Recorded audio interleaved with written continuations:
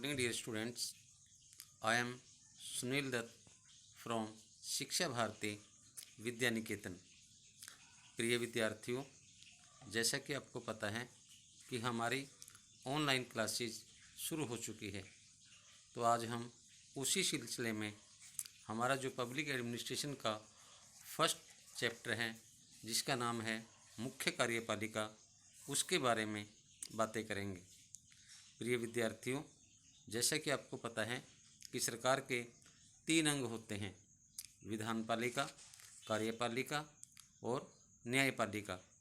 तो इन तीनों अंगों में से जो महत्वपूर्ण अंग माना जाता है वो है कार्यपालिका। तो आज हम उसी के बारे में बातें करेंगे कि मुख्य कार्यपालिका के कितने प्रकार होते हैं या मुख्य कार्यपालिका कितने प्रकार की होती है। तो जो मुख्य कार्यपालिका होती हैं, प्रिय विद्यार्थियों, उसके जो प्रकार हैं वो हैं संसदीय और अध्यक्षात्मक मुख्य कार्यपालिका, एकल कार्यपालिका, बहुल कार्यपालिका, नाममात्र कार्यपालिका, वास्तविक कार्यपालिका, पैतृक और निर्वाचित मुख्य कार्यपालिका, तानाशाही और संवैधानिक मुख्य कार्यपालिका, मनोनीत और निर्वाचित कार्यपालिका और इसके अलावा राजनीतिक और स्थायी कार्यपालिका।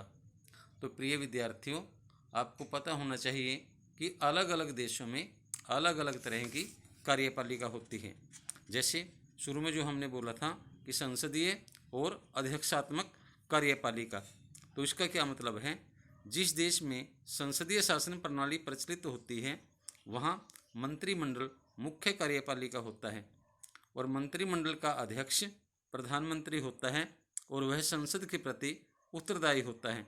इसलिए मुख्य कार्यपालिका तथा कार्यपालिका के मध्य निरंतर और निकट का संबंध होता है, क्योंकि संसद में से ही कार्यपालिका का निर्माण होता है।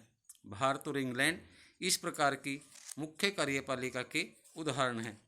और जो अध्यक्षात्मक शासन प्रणाली होती है उसमें क्या होता है?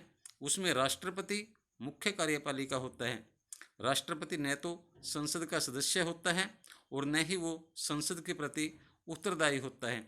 जिस तरह से अमेरिका के अंदर जो राष्ट्रपति होता है वह अध्यक्षात्मक शासन प्रणाली का मुख्य कार्यपालिका होता है। इसके अलावा प्रिय विद्यार्थियों, जो अगली प्रकार की कार्यपालिका है वो है एकल और बहुल कार्यपालिका। एकल कार्यपालिका में क्या होता है, यानी एकल कार्यपालिका का क्या अर्थ है? इसका मतलब होता है कि सत्ता व शक्ति कितने व्यक्तियों के हाथों में केंद्रित है। यदि सत्ता एक व्यक्तियों के हाथ में केंद्रित होती है तो वह एकल कार्यपालिका होती है। जैसे अमेरिका, इसके अंदर केवल राष्ट्रपति ही शक्तियों का स्रोत होता है, यानी वहाँ पर एकल कार्यपालिका है। और इसके विपरीत यदि सत्ता अनेक व्यक्तियों के पास हो तो वह बहुल कार्यपालिका होती है। जिस प्रकार संसदीय शासन प्रणाली में महत्वपूर्ण प्रशासनिक निर्णय मंत्रिमंडल के द्वारा लिए जाते हैं, जिसका अध्यक्ष प्रधानमंत्री होता है, मंत्रिमंडल बहुसदस्यीय होता है, यानी वह बहुल कार्यपालिका है। और स्विट्जरलैंड इसका सबसे बढ़िया उदाहरण है, क्योंकि वहाँ जो संघीय परिषद है उसमें 7 सदस्य होते हैं। इस प्रकार जो स्विट्जरलैंड है वो बहुल कार्यपालिका का मुख्य उदाहरण है। इस तरह से जो आगे की कार्यपालिका है उसके बारे में हम कल बातें करेंगे। धन्यवाद।